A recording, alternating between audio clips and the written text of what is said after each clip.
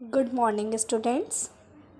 बच्चों, इससे previous class में हम पढ़ चुके थे किस तरीके से ह्यूमन बीइंग में डाइजेस्टिव सिस्टम होता है या किस तरीके से ह्यूमन बीइंग्स के अंदर डाइजेशन होता है। ठीक है, कौन कौन से और हम कह सकते हैं कौन कौन से पार्ट्स उसमें इन्वॉल्व होते हैं। तो इन सब चीज़ों के बारे में हम इससे प्रीवियस क्लास में पढ़ चुके हैं। Now we are going to study the next topic, that is digestion in grass eating animals. मतलब जो जानवर घास खाते हैं, अब हम पढ़ते हैं कि उन घास खाने वाले जानवरों में किस तरीके से डाइजेशन होता है। ठीक है, देखिए, digestion in grass eating animals मतलब ग्रास ईटिंग एनिमल्स, जो जानवर क्या खाते हैं, घास खाते हैं। क्या खाते हैं? घास। तो जो जानवर घास खाते हैं, मतलब जो हर्बीवोरस होते हैं, उनका डाइजेशन कैसे होता है देखते हैं। Have you observed cows, buffaloes and other grass eating animals chewing continuously even when they are not eating. मतलब आपने देखा है जो जानवर घास खाते हैं, जैसे हम गाय कह सकते हैं, भैंस कह सकते हैं, और बहुत सारे जानवर हैं जो घास खाते हैं। तो आपने उन्हें देखा होगा कि वो कंटिन्यूसली खाने को चबाते रहते हैं। क्या करते हैं? खाने को लगातार चबाते रहते हैं, चाहे वो कुछ खा रहे हों या नहीं खा रहे हों, वो उसको चबाते रहते हैं, है ना। Actually, they quickly swallow the grass and store it in a part of stomach called rumen। मतलब वो ये बता रहे हैं कि एक्चुअली वो क्या करते हैं, जब उन्हें मतलब घास मिली तो उस घास को निगल लेते हैं, और निगलने के बाद वो उसको अपने स्टमक का एक हिस्सा है, उनका स्टमक का हिस्सा जिसको हम बोलते हैं रूमन, RUMEN, वहाँ पर उस खाने को क्या कर लेते हैं, स्टोर कर लेते हैं। क्या कर लेते हैं? स्टोर कर लेते हैं। मतलब उन्होंने घास निगल ली और उसे स्टोर कर लिया। जैसे हम तो खाने को लेते हैं और चबाना स्टार्ट कर देते हैं, फिर अंदर फिर और खाते हैं, लेकिन वो क्या करते हैं, घास को हाथ लेते हैं और अपने स्टमक के एक हिस्से में, ह्यूमन हिस्से में वो उस घास को स्टोर करके रख लेते हैं। Here the food gets partially digested and is called curd. तो ह्यूमन में क्या होता है, जो खाना है वो आधा डाइजेस्ट हो जाता है। पार्शली मतलब पूरा डाइजेस्ट नहीं होता, आधा डाइजेस्ट हो जाता है, और उसे हम बोलते हैं कर्ड। क्या बोलते हैं? कर्ड। जो आधा खाना मतलब जो डाइजेस्ट हो जाता है, आधा खाना डाइजेस्ट होने को बोलते हैं हम curd. But later the curd returns to the mouth in small lumps and the animal chews it. फिर क्या होता है बाद में, जैसे जो कर्ड होता है, मतलब जो पार्शली डाइजेस्टेड खाना होता है, पार्शली डाइजेस्टेड घास जो होती है, वो क्या होती है, धीरे धीरे छोटे छोटे टुकड़ों में कहाँ आती है, मुंह में आती है, धीरे धीरे अंदर से बाहर मुंह में आती है, और जो जानवर होता है फिर उससे वो क्या कर लेता है, अच्छे से चबा लेता है। This process is called rumination. और इस प्रोसेस को हम क्या बोलते हैं बच्चों? Rumination. And these animals are called ruminants. और ऐसे जानवरों को हम बोलते हैं रूमिनेंट्स। क्या बोलते हैं? रूमिनेंट्स। मतलब जो अपना खाना रूमन में स्टोर कर लेते हैं और फिर धीरे धीरे उस खाने को बाहर लेकर आते हैं, अपने स्टमक से बाहर लेकर आते हैं, फिर उसको अच्छे से चबाते हैं। तो इसको हम बोलते हैं, इस प्रोसेस को रूमिनेशन। और जो एनिमल्स इस प्रोसेस को करते हैं उनको हम बोलते हैं रूमिनेंट्स। क्या बोलते हैं? रूमिनेंट्स। RUMINANTS। ओके, देखिए आगे क्या लिखा हुआ है। The grass is rich in cellulose. जो घास होती है उसके अंदर सेलुलोज होता है।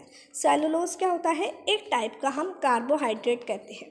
मतलब एक टाइप का क्या होता है? कार्बोहाइड्रेट होता है सेलुलोज। ठीक है, आप देखिए पिक्चर देख रहे हैं बच्चों, ये एक रूमिनेंट का डाइजेस्टिव सिस्टम है। तो ये ईसोफेगस है, फिर उसके बाद ह्यूमन है। ह्यूमन में वो अपना क्या करते हैं, खाने को स्टोर करते हैं। किसको? घास को स्टोर करते हैं।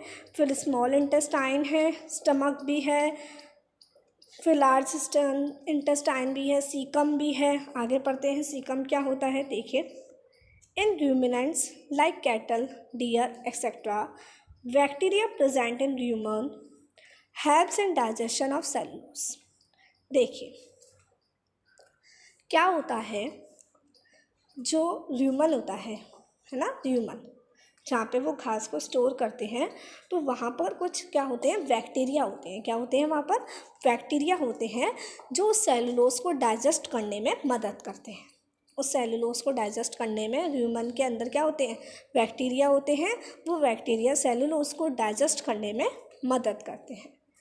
Many animals including humans can not digest cellulose. कई जानवर हैं, इंक्लूडिंग ह्यूमन, मतलब ऐसे कई जानवर भी होते हैं, और हम ह्यूमंस को भी कह सकते हैं, ह्यूमन जो सेलुलोज को डाइजेस्ट नहीं कर पाते हैं। क्या, जो सेलुलोज को डाइजेस्ट नहीं कर पाते हैं, क्योंकि घास के अंदर सेलुलोज होती है, और जो जानवर घास खाते हैं केवल वही उस सेलुलोज को क्या कर पाते हैं, डाइजेस्ट कर पाते हैं, क्योंकि उनके अंदर, ह्यूमन के अंदर, RUMEN के अंदर क्या होते हैं, कुछ ऐसे बैक्टीरिया होते हैं जो सेलुलोज को डाइजेस्ट करने में मदद करते हैं। Animals like horses, rabbit etcetera have a large sac like structure called caecum between oesophagus and the small intestine. तो जानवर जैसे घोड़ा है, या फिर हम कह सकते हैं खरगोश हैं, उनके पास एक बड़ा सा बैग होता है जिसे हम बोलते हैं सीकम। क्या बोलते हैं, सीकम बोलते हैं, जो कहाँ होता है, स्मॉल इंटेस्टाइन और ईसोफेगस के बीच में होता है। कहाँ पर होता है, स्मॉल इंटेस्टाइन और ईसोफेगस के बीच में। जैसे आप देख सकते हैं, ईसोफेगस है, ईसोफेगस मतलब फूड पाइप, और स्मॉल इंटेस्टाइन है तो उसके बीच में क्या है, सीकम। क्या है उसके बीच में, सीकम। ठीक है। The cellulose of the food is digested here by the action of certain bacteria which are not present in humans. ठीक है। तो जो खाने का जो सेलुलोज होता है वो कुछ बैक्टीरिया की वजह से ही क्या हो पाता है, मतलब सेलुलोज कुछ बैक्टीरिया की वजह से ही डाइजेस्ट हो पाता है, जो ह्यूमन बॉडी के अंदर प्रेजेंट नहीं होते हैं। इसलिए हम सेलुलोज को नहीं ले सकते, हम उसको डाइजेस्ट इसलिए नहीं कर सकते क्योंकि सेलुलोज को डाइजेस्ट करने के लिए बैक्टीरियाज की ज़रूरत पड़ती है, और वो बैक्टीरियाज हमारी बॉडी में नहीं होते हैं। So far you have learned about animals which possess the digestive system. अब हमने एनिमल्स के डाइजेस्टिव सिस्टम के बारे में भी पढ़ लिया है कि किस तरीके से उनका खाना डाइजेस्ट होता है। But there are many small organisms which do not have a mouth and a digestive system. लेकिन कई ऐसे छोटे छोटे जानवर हैं जो जिनके पास क्या नहीं होता है, जिनके पास मुंह नहीं होता है, माउथ नहीं होता है, और उनके पास कोई भी डाइजेस्टिव सिस्टम नहीं होता है। ऐसे बहुत सारे जानवर होते हैं जिनके पास मुंह नहीं होता।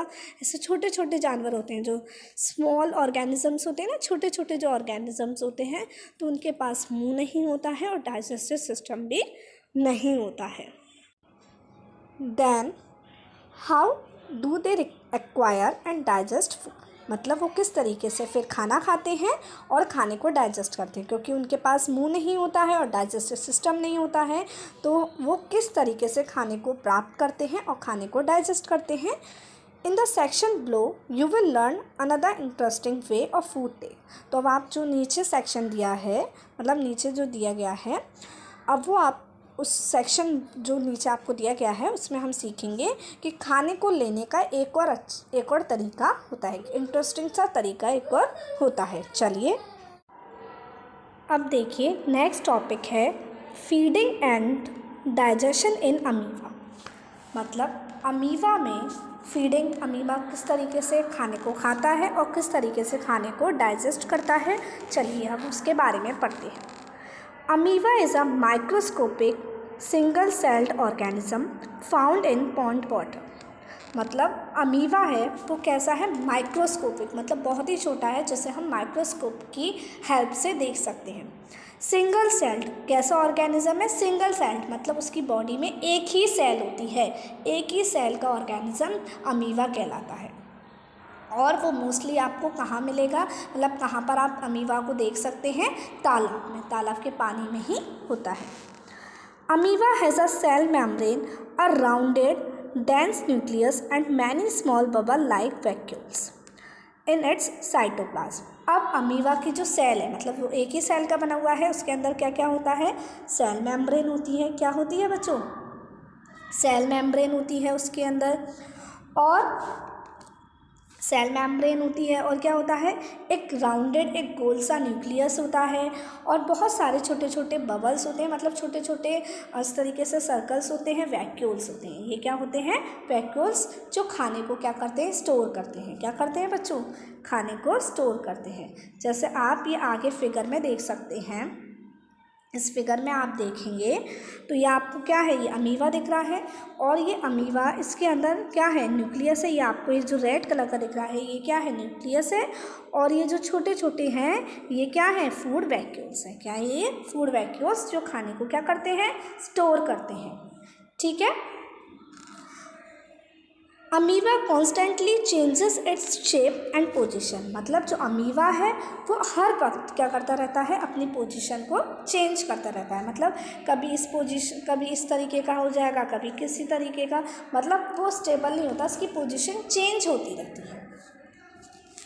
It pushes out one or more finger like projection called pseudopodia or false feet for movement and capture of food. जैसा आप बच्चों पिक्चर में देख सकते हैं, आप ये पिक्चर में देखेंगे कि क्या करता है अमीबा, इस तरीके से मतलब अपनी शेप बना लेता है, और ये आप ये देख रहे हैं, मतलब इस तरीके से उसने शेप बना ली ताकि खाना क्या आ जाए, अंदर आ जाए। तो इन्हीं को हम, ये फिंगर लाइक जो प्रोजेक्शन है, इन्हीं को हम सीडोपोडिया कहते हैं।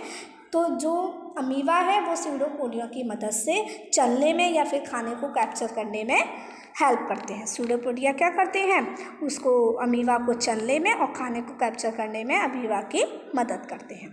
ठीक है। तो ये क्या है आपका अमीबा, क्या है बच्चों, अमीबा। चलिए अब आगे बढ़ते हैं हम। Amoeba feeds on some microscopic organs, मतलब जो अमीबा है वो किसको खाता है, छोटे छोटे माइक्रोस्कोपिक ऑर्गेनिजम्स को खाता है। वैन इट सेंसेस फूड, मतलब जब इसे पता चलता है कि खाना आसपास है, it pushes out pseudopodia around the food particle. तो ये क्या करता है, फूड पार्टिकल के चारों तरफ, जैसे देखिए, जैसे आपका ये अमीबा है, ये शेप का है ना, तो इसने क्या किया, अपने सीडोपोडिया को बाहर कर दिया, और यहाँ पर जो खाना है उसे इसने अंदर ले लिया। अब अंदर क्या है, फूड वैक्यूल है, फूड वैक्यूल उस खाने को क्या कर लेते हैं बच्चों, स्टोर कर लेते हैं। ठीक है। The food becomes trapped in a food vacuole, और जो खाना है वो कहाँ पर ट्रैप हो जाता है, food vacuole. Digested juices are secreted into the food vacuole. अब फूड वैक्यूल में, जो फूड वैक्यूल है उसमें क्या निकलते हैं, डाइजेस्टेड जूस। जैसे फूड वैक्यूल है, इसके अंदर क्या निकल रहे हैं, डाइजेस्टेड जूस, जो खाने को क्या करेंगे, डाइजेस्ट करने का काम करते हैं।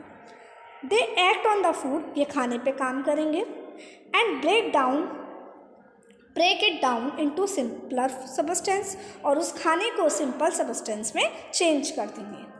Gradually the digestive food is absorb, धीरे धीरे क्या होगा, जो डाइजेस्टिव फूड है, जो डाइजेस्ट हो गया, जो डाइजेस्टेड फूड है वो क्या हो जाएगा, अमीबा के द्वारा एब्जॉर्ब कर लिया जाएगा।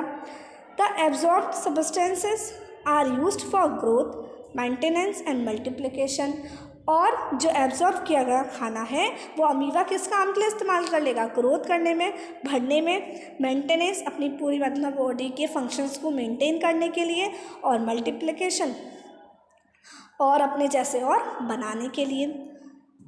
The undigested residue of the food is expelled outside by the vacuole, और जो अनडाइजेस्टेड फूड है, मतलब जो डाइजेस्ट नहीं हुआ है, जैसे ज़रूरी नहीं है कि पूरा खाना ही डाइजेस्ट हो जाता है, कुछ उसमें जो वेस्ट है वो रह जाएगा। तो जो अनडाइजेस्टेड फूड है ये क्या होगा, वैक्यूल के द्वारा क्या होगा, बाहर फेंक दिया जाएगा, मतलब बाहर निकाल दिया जाएगा वैक्यूल के द्वारा, और वही फिर जो मतलब वेस्ट बाहर निकल आएगा। The basic process of digestion of food and release of energy is the same in all animals.